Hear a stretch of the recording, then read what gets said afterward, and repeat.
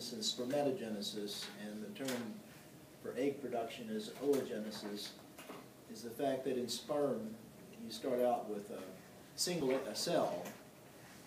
Let's say it's a spermatocyte. It starts with a spermatogonium, but we'll call it a spermatocyte.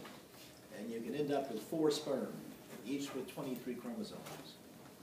But in the oogenesis, the egg formation, you can produce 4 cells, but only one of them will be a functional egg, or oocyte. The other 2 or 3 will become what are called polar bodies, and the little guys that never amount to anything as far as being capable of fertilization. So there's only one cell that comes out of this in the egg formation that's capable of that. And what is ovulated is this secondary oocyte. And if it happens to be fertilized, like I say, it will complete that second division and then be an ovum for a short time.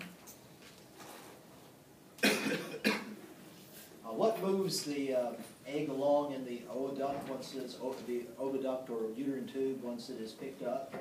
Cilia and what is called peristalsis. Muscle waves is one of the cilia moving the oocyte along. Rather slow process. When sperm reach the oocyte, usually in the ampulla of the uterine tube, of course, the fertilization can then take place. And it's important that it take place within 24 hours after ovulation. Do you know why? Sperm will die. Because the egg only remains viable for about a day, about 24 hours after ovulation.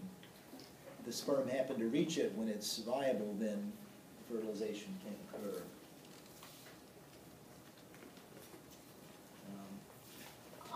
I changed this a little bit. The original statement up here was rather inaccurate, so still inaccurate to a degree. I'm saying embryo, really not an embryo, it's actually what is called a blastocyst, and that's what we'll talk about briefly this morning.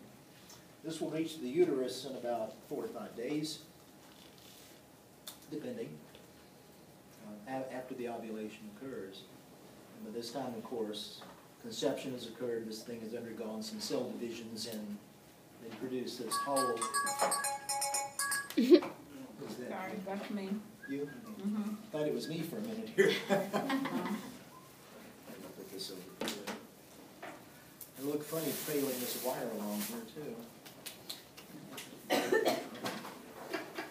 But anyway, implantation, that's the actual embedding of this little future embryo, this blastocyst, within the endometrium. And that generally occurs by the 10th day. Now, there's going to be some variation there depending, but usually by the 10th day it's well embedded in that endometrium and has continued to develop to term. Now, what I have here is drawing of the uterus, and I wanted to kind of draw this whole process into that, show you what the stages are.